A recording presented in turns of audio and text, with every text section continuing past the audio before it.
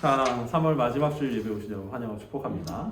오늘은 마가복음 계속해서 1장 말씀 보고 있는데 16절에서 20절까지 말씀 중에서 나를 따르라 라는 제목을 가지고 함께 말씀을 나누기 원합니다. 우리 지난주에 살펴봤던 것처럼 예수님은 공식적으로 세례 요한에게 이제 세례를 받으시고 사역을 시작하셨고 바로 성령님의 인도하심에 따라 40일 동안 광야에서 이제 사단에게 시험을 받으셨습니다. 광야 같은 세상을 살아가는 우리에게 필요한 두 가지가 있다고 우리가 지난주에 얘기했었는데 혹시 네 기억이 납니다. 네. 네. 성령, 보지 않고 성령. 기억을 해요. 성령. 그렇죠, 성령. 그리고 하나는 말씀. 성령과 말씀인데 어떤 말씀? 말씀. 예수님이 세례 받으실 때 네. 들었던 그 말씀. 넌 사랑하는 아들이다, 내 아들. 그렇죠. 넌 사랑하는 아들이고. 늦었어요. 이제 끝났어. 이제 바로 끝났어. 나와야지. 네. 본능적으로. 바로 나와야 돼요. 왜냐면 한 주 동안 이 말씀대로 살았나 안 살았나가 우리 가운데 이제 체크되는 시간이기 때문에 덮어놓은 말씀이 아니라 지금 말씀입니다. 네. 그래서 지난주에는 우리가 내 사랑하는 아들이다라는 말씀이랑 성령의 인도하심만 있으면 우리가 광야 같은 세상 가운데서도 예수님처럼 우리가 승리할 수 있다라는 이야기들을 함께 나눴습니다. 그리고 세례 요한이 이제 14절과 15절에서 잡혀가고 예수님은 하나님의 복음을 선포하시면서 이제 오늘 이야기로 넘어갑니다. 14절과 15절은 첫 시간에 3월 첫째 주 우리가 함께 살펴봤기 때문에 넘어가고 16절부터 함께 보도록 하겠습니다. 예수님이 하나님 나라의 복음을 선포하신 다음에 제일 먼저 했던 일이 바로 오늘의 이야기입니다. 그게 뭐냐면 제자를 부르시는 사건입니다. 예수님은 하나님 나라의 복음을 이야기하시면서 그 하나님 나라를 꿈꾸는 그리고 하나님 나라를 완성하는데 필요한 것이 있는데 그게 뭐냐라고 했을 때 제자라는 사실들을 우리 가운데 말씀하고 있습니다. 그러니까 뭐 오늘날로 치면은 뭐 교회에 뭐 건물도 필요하고 예산도 필요하고 성도들도 이제 필요하지 않습니까? 근데 그게 이제 교회를 어떤 운영해가는 어떤 그런 것들일 텐데 예수님은 그 모든 것들을 위해 제일 중요한 게 뭐냐라고 했을 때 제자들이다라고 이야기하고 계시면서 제자들을 불렀고 이제 그 제자들이 오늘 예수님의 부르심에 따라 따라가는 장면을 우리가 오늘 보고 있습니다. 여러분은 그리스도인이라는 말이 편합니까? 제자라는 말이 편합니까? 아니면 성도라는 말이 편합니까? 제자라는 말이 편합니까?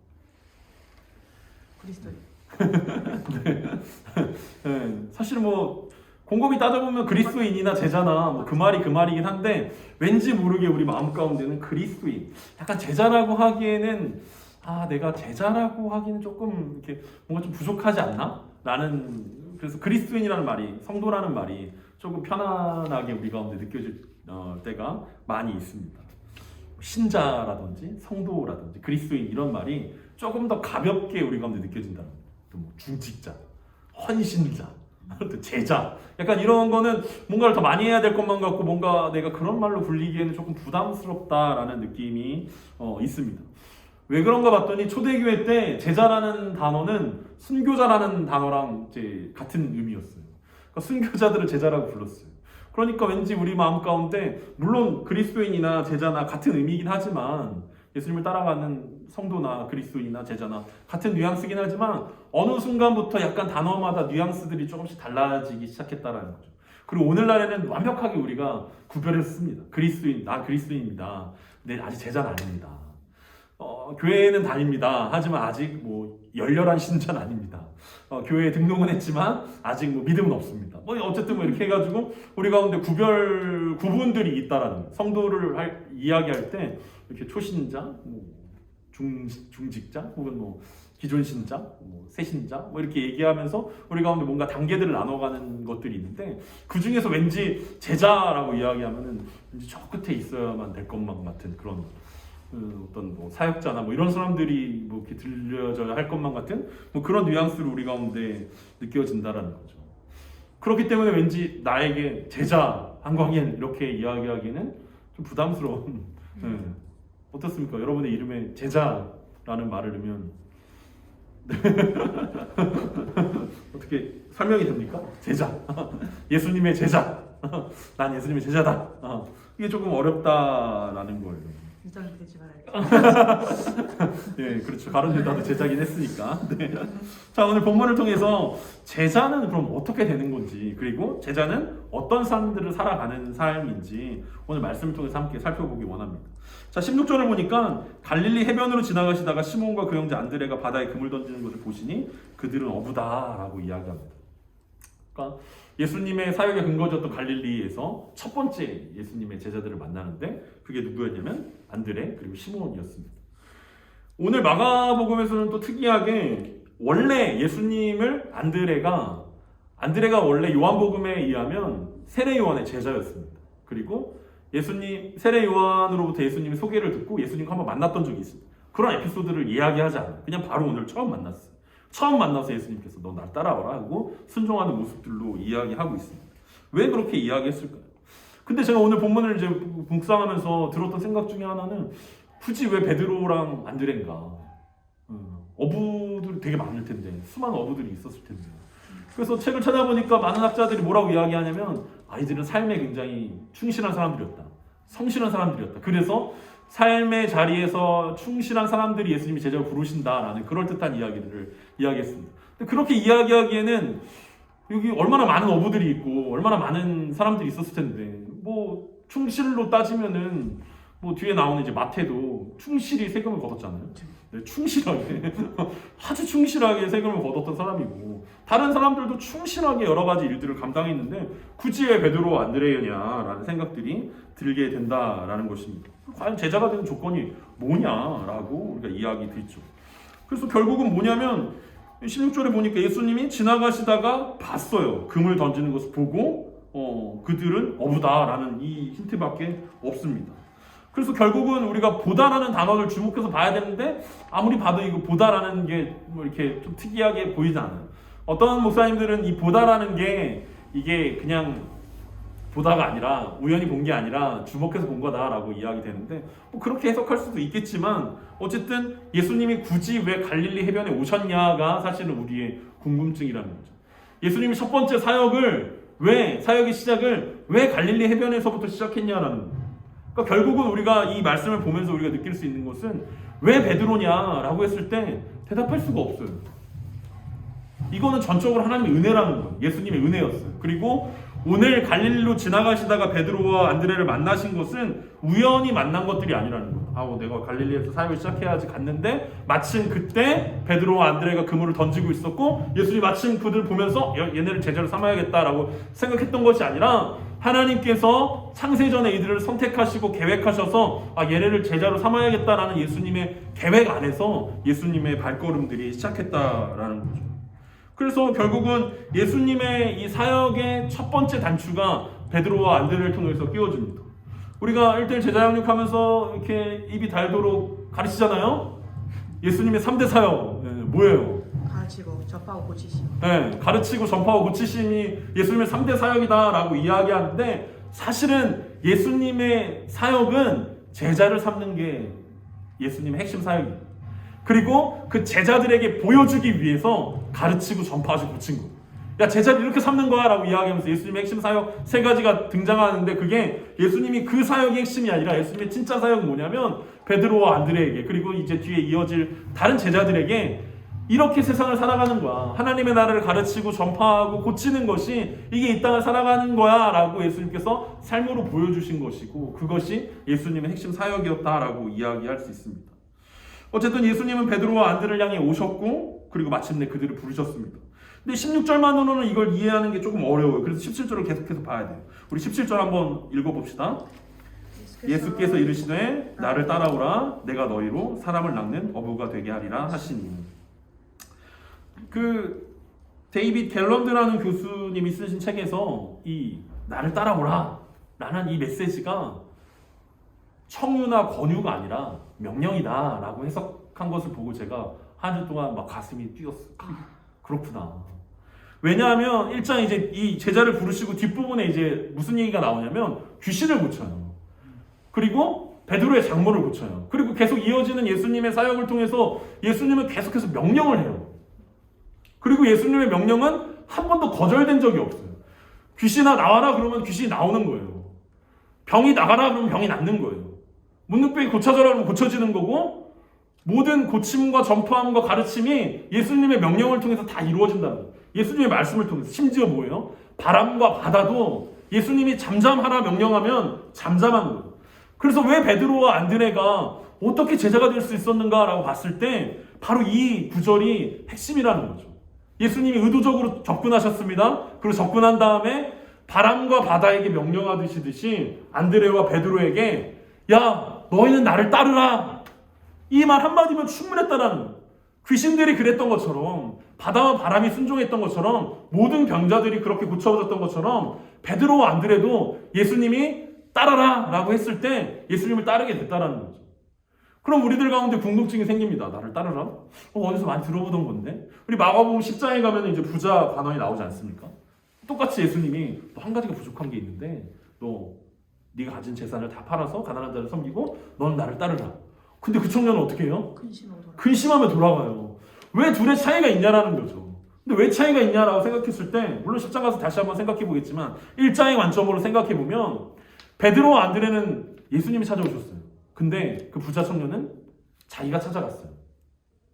예수님한테 찾아가서 예수님한테 물어보잖아요. 예수님, 제가 어렸을 때부터 다 지켰는데 이게 영생입니까? 영생에 들어갈 수 있습니까? 라고 질문을 하죠. 왜냐하면 이 예수님 시대에 보통 랍비들을 선택할 때 랍비가 제자를 선택하는 게 아니라 제자들이 랍비를 선택하는 거예요. 아, 이 랍비가 괜찮겠다. 아, 이 사람이 유명하구나. 아, 이 사람을 따라가고 이 사람이 제자가 되면 내가 좀 잘 배울 수 있겠구나. 그래서 제자들이 랍비들을 선택했다라는 거예요. 근데 오늘 본문에서는 예수님은 랍비 중에 랍비이신 예수님은 반대로 한다는 거죠. 랍비가 제자를 찾아가서 부르는 거예요. 그것도 신적 권능으로 부르는 거예요. 야, 니네 날 따라라. 니네 날 따라라. 나를 따라라. 예수님이 나를 따르라고 했을 때 이 따른다라는 말은 내 뒤에서 걸어오라는 뜻이에요. 내 뒤에서 걸어와. 그래서 예수님이 앞에서 이야기했던 3대 사역들을 보여주신 거예요. 내 뒤에서 따라오면서 잘 봐. 어떻게 고치는 건지, 어떻게 전파하는 건지, 어떻게 가르치는 건지 내가 보여줄 테니까 내 뒤에서 잘 따라와. 따라오기만 하면 돼. 라고 예수님께서 이 베드로와 안드레를 불러주셨다라는 거죠. 그래서 예수님이 부르신 이 부름이 사실은 제자의 핵심이라는 것입니다. 내가 어떻게 제자가 되냐? 우리는 이 나를 따르라 라는 이 말이 청유형으로 우리 가운데 들려질 때가 많이 있어요. 예수님의 권면이고 권유라고 생각할 때가 많아요. 아, 예수님 따라야지. 그리고 우리 우스갯소리로 그런 얘기 많이 하잖아요. 아, 내가 너무 어렸을 때부터 교회에 발을 잘못 들여놨다. 그래서 좀 더 놀고 좀 더 잘 살다가 세상적인 즐거움과 기쁨들을 잘 누리다가 그때 예수님을 믿었어야 되는데 왜 하필 나는 어렸을 때부터 교회를 다니게 되고 예수님을 따르게 돼서 세상 즐거움들을 다 내려놓고 아무것도 못 해보고 뭐 사람들이 이야기하는 나이트와 사람들이 이야기하는 음주 가무들 하나도 누리지 못하고 왜 이렇게 됐나라고 우리 우스갯소리로 이야기하는데 사실은 그게 우스갯소리가 아니라 어쩌면 우리 마음 가운데 있는 진심일 수 있다라는 거예요. 마치 제자가 된다라는 것을 내가 선택으로 된다라고 생각하는 사람들이 많이 있다라는 거예요. 내가 결단하면 제자가 될 수 있다. 내가 지금은 좀 기도 안 하고 내가 지금 말씀 좀 안 읽고 내가 지금은 좀 신앙생활이 엉망이지만 내가 선택하면 내가 결단하면 내가 예수님을 따르기로 확실하게 결단하면 내가 제자가 될 수 있다라고 많이들 착각한다라는 거죠. 근데 오늘 본문에서 분명하게 예수님 우리 가운데 보여주는 것은 제자는 예수님의 부르심으로 된다라는 거예요. 그리고 그 부르심, 나를 따르라는 그 부르심은 내가 선택할 수 있는 부르심이 아니라는 거죠. 그건 의무이기 때문에 즉각적으로 반응할 수밖에 없고 내가 순종할 수밖에 없다라는 거예요. 아, 예수님 지금은 때가 아닌 것 같습니다. 제가 시험을 끝내면 제가 좀 생활이 좀 안정이 되면 내 상황이 좀 나아지면 그때 예수님 제자가 되겠습니다 라고 이야기하면 그 사람은 이미 제자가 될 수 없다는 것입니다. 제자가 아닌 거예요. 왜냐하면 제자의 부르심 가운데 제대로 응답할 수 없었기 때문입니다. 제자가 되면 우리가 마치 무엇인가를 많이 잃을 것처럼 느껴지지만 오늘 이 안드레와 이 베드로가 보여줬던 것들 무엇입니까? 자신들이 제자가 되면 이들이 제자가 되면서 뭘 어떻게 했습니까? 18절에 보니까 그물을 버려두고 예수님을 따랐다고. 20절에 보니까 세베대의 아들들은 뭘 놓고 갑니까? 아버지, 품꾼들, 배, 이 세 가지를 버리고 예수님을 따라갔다라고 이야기합니다. 그래서 우리가 이런 말씀들이 자꾸만 우리 마음 가운데 제자가 지금 되기에는 너무 어려운 거다. 지금은 내가 가지고 있는 것들이 너무 많고 지금은 누려야 될 것들이 너무 많기 때문에 이걸 버리려고 준비될 때 그때 내가 제자가 돼야지라고 이야기한다라는 거죠. 하지만 오늘 본문 분명히 우리 가운데 이야기합니다. 제자는 선택이 아니라 제자는 결단이 아니라 제자는 의무라는 거예요. 그냥 예수님이 나를 따르라 라고 말씀하실 때 바로 반응할 수밖에 없다라고 이야기합니다. 그런가 하면은 17절 후반절에 보면 예수님이 나를 따라오라 라고 이야기하면서 예수님이 베드로를 향해서 뭐라고 이야기합니까? 내가 너희로 사람을 낚는 어부가 되게 하겠다라고 이야기합니다. 첫 번째 우리가 제자 어떻게 되냐라고 했을 때 제자 어떻게 된다고요? 네, 부르심을 받는 사람이 제자가 된다라고 이야기합니다. 그럼 제자의 삶들은 어떤 삶이냐라고 이 뒷부분에 이야기하는 것. 사람을 낚는 어부가 되는 것이 제자의 삶을 살아가는 삶이라는 거죠. 그런데 오늘날 어떤 일들이 있냐면 우리는 따르는 것에 굉장히 집중해요. 예수님을 따르는 거. 예수님 어떻게 하면 잘 따를 수 있을까? 우리가 찬양했지만 어떻게 하면 예수님의 성품으로 바뀔 수 있을까? 어떻게 하면 우리가 기도를 통해서 하나님 나라의 기쁨들을 더 누릴 수 있을까? 어떻게 하면 우리 삶 가운데 하나님의 뜻을 분명하게 인정하고 이해하고 하나님의 뜻대로 내 삶을 살아갈 수 있을까? 우리는 따르는 것에 굉장히 초점을 맞춥니다. 그러니까 신앙의 내면화에 우리는 굉장히 수고를 많이 한다는 거예요. 그래서 우리의 제자 훈련도 그런 관점이었어요. 어떻게 하면 삶 속에서 습관처럼 기도할 수 있고 습관처럼 말씀을 볼 수 있고 어떻게 하면 삶 속에서 우리가 예수님을 닮은 성품을 가져서 선한 영향력들을 세상 가운데 흘릴 수 있을까? 나쁜 막 우리가 늘 뭐 뉴스나 이런 것을 보면 나쁜 그리스도인들 있잖아요. 나쁜 부정부패를 일삼는 나쁜 그리스도인처럼 되지 않고 나는 정직하고 성실하게 선한 영향력들을 이렇게 내품을 수 있는 그런 예수님을 따르는 인생, 그게 우리의 목적처럼 바뀌게 됐는데 예수님은 그렇게 이야기하지 않습니다. 나를 따라라. 근데 나를 따르면서 해야 되는 게 뭐냐라고 했을 때 사람을 낚는 어부가 되게 하는 거. 사람을 낚는 어부를 만드는 게 제자들에게 하셨던 말씀입니다. 그러니까 예수님의 제자가 되라는 것은 예수님의 삶을 잘 살펴보면서 그대로 하라는 거였는데 예수님이 무슨 일을 했냐면 지금 안드레와 베드로를 낚고 있잖아요. 사람을 낚는 어부가 돼서 낚고 있잖아요. 그리고 니네도 이제 가서 이렇게 낚으면 돼. 예수님의 방법을 그대로 하면 되는 것입니다. 그리고 베드로가 어떻게 합니까? 예수님이 이제 죽음 이후에 사도행전 2장에 가면 베드로가 큰 어부가 됐어요. 그래서 오순절 성령 강림 사건 이후에 그 이방인들을 향하여서 베드로가 설교를 하고 어떻게 합니까? 3,000명, 5,000명을 낚잖아요. 예수님의 방법대로. 그물을 던져서 낚자. 그리고 사람들을 옳은 대로 이끌자. 어부는 사실 물고기를 잡으면 어떻게 되는 거예요? 물고기 운명 어떻게 돼요? 죽어요. 사실은 어부는 나쁜 사람들이에요. 잡아서 죽여, 잡아서. 그게 물고기를 낚는 어부의 특징인데 사람을 낚는 어부는 다 바뀝니다. 물고기는 어부에게 잡히면 죽지만 사람들은 이 사람을 낚는 어부에게 잡히면 살아요. 생명이 생긴다라는 거죠. 그래서 예수님은 뭐라고 이야기하냐면 내가 너희로 사람을 낚는 어부가 되겠다. 예수님이 제자들을 향하여서 정체성을 바꿔주는 장면입니다. 이제 더 이상 니네 물고기 잡을 필요 없어. 이제 니네는 사람을 잡어. 그리고 사람을 잡아서 살리는 게 니네 일들이야. 예수님이 3년 동안 제자 훈련하면서 보여주셨던 것들이 바로 사람을 잡는 것들이었다는 거죠. 어떻게 하면 사람들을 낚을 수 있을 것인가. 그러니까 예수님이 이 제자들을 불러서 우리가 지난번에 묵상했던 것처럼 세례 요한과 같은 영적 천재를 만들려고 제자들을 부르지 않았다라는 거예요. 야 니네 굶어. 40일 금식은 제자라면 당연히 해야 되는 거 아니야? 금식하고 니네 막 옷 2개씩 입지 말고 약대 털옷만 입고 그냥 그렇게 살아. 메뚜기랑 석청만 먹고 그렇게 살아야지. 세례 요한처럼 거룩하게 구별되게 그렇게 살아야지 라고 예수님은 이 제자들에게 어떤 영적 천재들을 만들려고 했던 게 아니라 이 제자들을 통해서 예수님이 하고 싶었던 것들은 사람을 어떻게 하면 낚을 수 있을 것인가, 하나님 나라를 제자들로 어떻게 하면 채울 수 있을 것인가, 그걸 꿈꾸고 그걸 고민하고 그렇게 살아가는 사람들을 만드는 것이 예수님의 꿈이었고 그것이 베드로와 안드레에게 오늘 이어지고 있는 것입니다. 그래서 예수님의 제자의 삶이 어떤 삶이냐면 사람을 낚는 어부가 되는 것이 제자의 삶이라는 거예요. 그럼 우리가 고민해야 되는 것이 바로 이것입니다.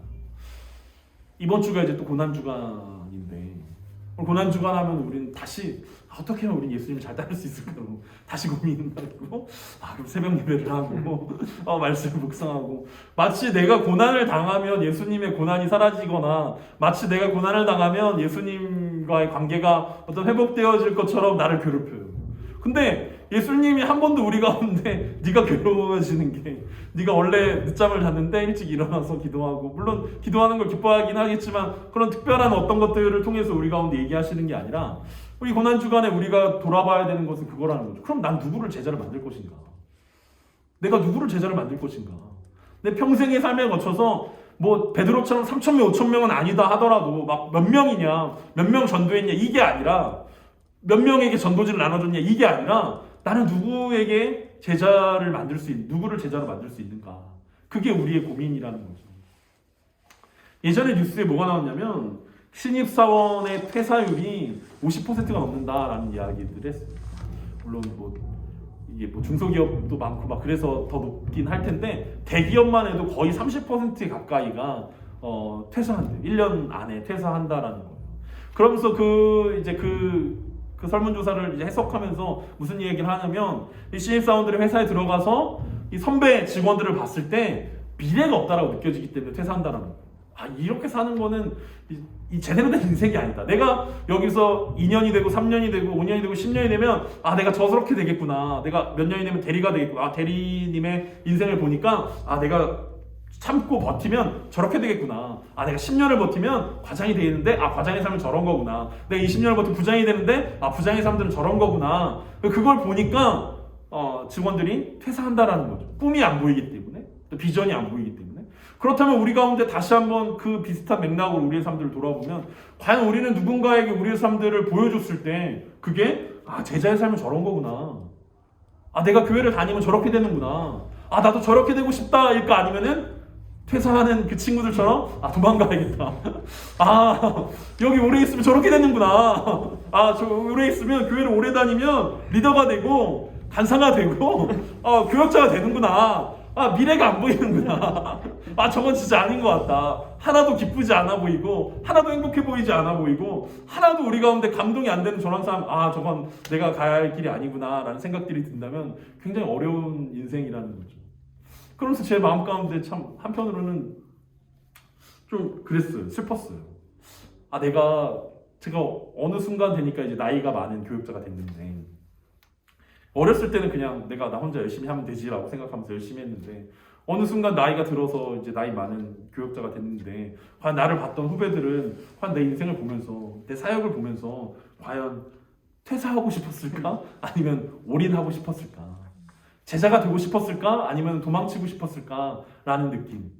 반대로 교역자가 아니더라도 성도들이 내 인생을 봤을 때, 내 삶을 봤을 때, 정말 저 목사님은 하나님 나라를 누리고 기쁨 가운데 사명을 다해 살아가는, 저거 정말 멋있다, 도전이 된다 라는 그런 느낌이었을까? 아니면 역시 교역자 하면 안 되겠구나. 삶이 피폐해, 힘들어, 맨날 반반 쓰고 안 되겠어. 내가 교역자 안 하는 거 잘했다 라고 생각할까? 라는 생각들을 해봐야 된다는 거죠. 그럼 이제 우리 삶의 현장 가운데서 적용해봐야 된다는 거예요. 여러분 주변에 있는 직장 동료들이 여러분들을 보면서 정말 교회 다닌다라는 게, 예수님을 믿고 예수님을 따른다라는 게 정말 기쁨이 되고 도전이 되고, 사람들에게 우리가 맨날 얘기하는 선한 여왕녀 말고 좀 화 덜 내고 좀 착하고 좀 부탁하는 거 잘 들어주고, 이게 아니라 정말 내 삶을 보면서, 혹은 우리가 예수님처럼 어부가 되어져서 우리는 누구를 제자로 삼고 있어야 되냐는 거죠. 내 인생에 제자라고 불릴 수 있는 사람들이 있냐, 이게 우리의 질문이어야 된다는 거예요. 그리고 그것이 아니라면 우리는 앞에 내가 따르는 게 부족한 게 아니라, 내면화가 부족한 게 아니라 우리는 사명을 제대로 완수하지 못하고 있다는 거예요. 나만 잘하고, 나만 예배 잘 드리고, 나만 신앙생활 잘하면 돼. 그리고 적당하게 정직하고 성실하게 살아가면 돼. 이게 아니라 예수님 오늘도 우리에게 제자를 삼아라. 사람을 낳는 어부가 되라. 그게 너의 정체성이다 라고 우리 가운데 말씀하고 있다라는 거죠. 앞에서 살펴봤던 것처럼 마지막으로 우리가 살펴본 것은, 예수님을 따른다라는 것은 너 대가지불이 필요하다라는 것입니다. 베드로와 안드레는 그물을 버려두고 세베대 아들 야고보와 요한은 배와 아버지와 품꾼을 버려두고 이제 예수님을 따르게 되었습니다. 이 말씀 앞에서 우리는 또 작아집니다. 그럼 도대체 난 어떻게 해야 된다는 거예요? 내가 제자가 되지 못하는 이유, 내가 제대로 제자의 삶들을 살아내지 못하는 이유는 우리 아빠가 있어서 그래. 우리 집에 차가 있어서 그래. 우리 집에 그물이 있는데 내가 그걸 못 버려서 그래. 이렇게 우리 가운데 느껴질 것인가? 과연 사람을 낳는 어부가 된다는 것의 참된 의미는 무엇일 것인가? 우리가 이 사람 낳는 어부의 이 사건을 보면서 그냥 쉽게 설교를 하면 그냥 이렇게 할 수 있을 거예요. 우리가 아직까지 버리지 못한 것이 무엇입니까? 이걸 버려야 우리 참된 제자가 될 수 있습니다. 이렇게 하면은 설교 준비하는 저도 쉽고 여러분들도 쉬울 거예요. 그냥 그래 맞아, 내가 버리지 못한 거. 그리고 계속 버리지 않고 계속 마음에 간직한 채 다음 설교 때 버려야지.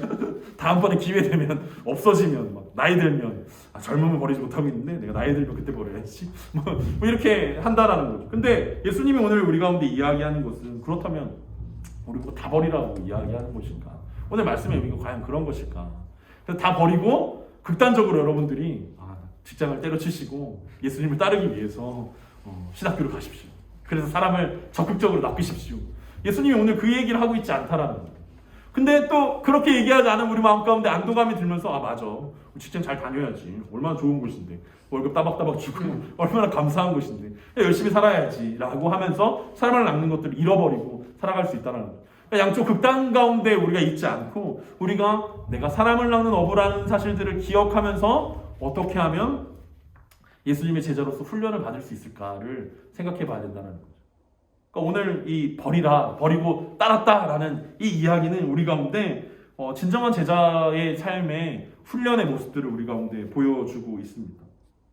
그래서 실제로 우리 가운데 어떤 직장을 버리고 가족을 버리고 예수님을 따르라는 게 아니에요. 왜냐하면 뒤에 보면 이제 베드로의 장모를 고치는 사건이 나오는데 야고보와 요한은 아버지를 버렸지만 베드로는 장모님을 버리지 않고 예수님을 데려다가 장모님을 고치는데 그러면 야고보와 요한이 얼마나 예수님 저희는 아버지 버렸는데 쟤는 배도 없어가지고 배도 안 버리고 우리는 배도 버리고 마녀도 버리고 그래서 예수님의 오른쪽 왼쪽에 앉으려고 했던 그런 것들이 아니라는 거죠. 우리 삶 가운데 이 제자들이 했던 것들은 예수님과 함께하기 위해 불필요한 것들, 예수님과 함께하기에 필요하지 않은 것들을 버린 거예요. 이때 당시의 제자들은 스승과 늘 함께했습니다.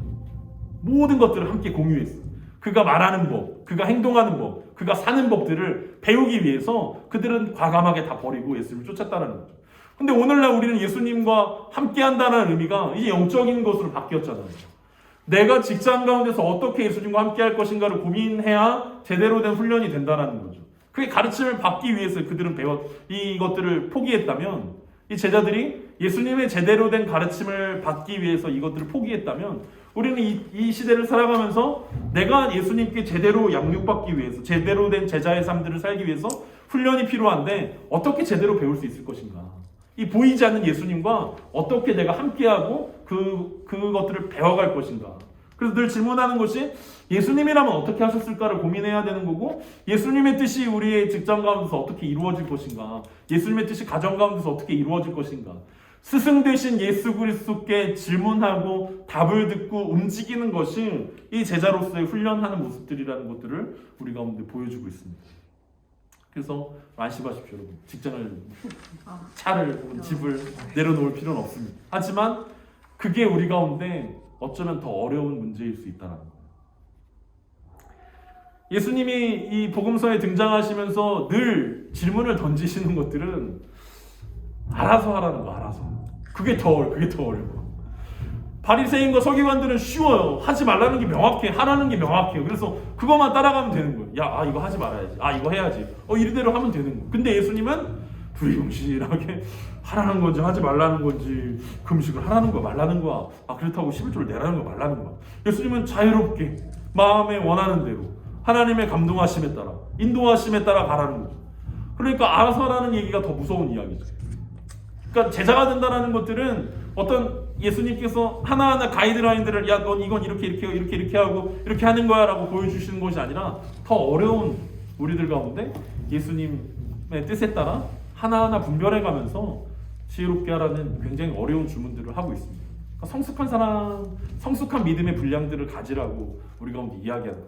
단순히 율법에 갇히는 것이 아니라 우리를 자유하게 하시는 예수 그리스도의 그 사랑 안에서 우리가 참된 제자가 되어가는 것, 그리고 그것이 우리의 훈련이고 그것이 예수님의 가르침을 받는 이유다라고 이야기하고 있습니다. 오늘 이 짧은 내절을 통해서 우리가 함께 살펴봤던 것들은 제자는 부르심이라는 것입니다. 그리고 제자는 제자를 삼는 사람이라고, 사람을 낳는 어부라고 함께 살펴봤습니다. 그리고 제자는 배워야 되고 예수님과 함께 해야 되고 예수님으로부터 가르침을 받는 사람이다라는 이 세 가지들을 함께 말씀 나눠봤습니다. 우리가 이렇게 함께 예배하고 있다면 우리 안에는 분명한 예수님의 부르심이 있다라는 증거일 것입니다. 그리고 그 부르심의 그 증거가 부르심이 합당하다면, 확실하다면 우리는 이제 어떻게 하면 제자를 삼을 것인가, 그리고 어떻게 하면 내가 더 예수님으로부터 많이 배울 것인가, 훈련받을 것인가를 고민해 봐야 할 것입니다. 그것이 이번 한 주를 살아가는 우리들 가운데 숙제로 이 말씀이 우리 가운데 주어지고 있습니다.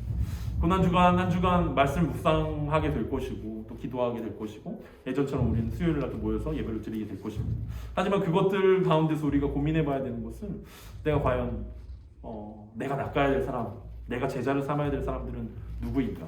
그리고 우리의 삶이 과연 그들 가운데 정말 신나고 즐겁고 멋진 인생인가? 제자라는 말이 순교자라는 말이랑 동의어였다라고 이야기했던 것처럼 그들이 순교당하면서 그들은 끝까지 믿음을 지켰을 뿐만 아니라 그들이 죽음을 두려워하지 않는 모습, 고통을 두려워하지 않는 모습들을 통해서 많은 로마 군인들에게, 많은 로마 시민들 가운데 저것이 과연 무엇이냐, 저들이 믿는 것이 과연 무엇이냐라는 궁금증을 유발했던 것들을 우리는 기억합니다.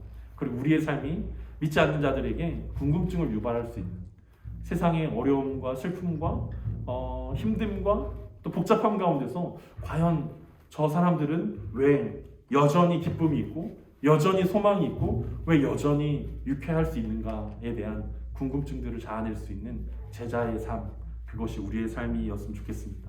예수님은 오늘도 우리에게 나를 따르라 라고 명령하고 있습니다. 그 명령 앞에 우리는 겸손하게 예수님을 따라가는 우리의 인생 되길 간절히 소망합니다.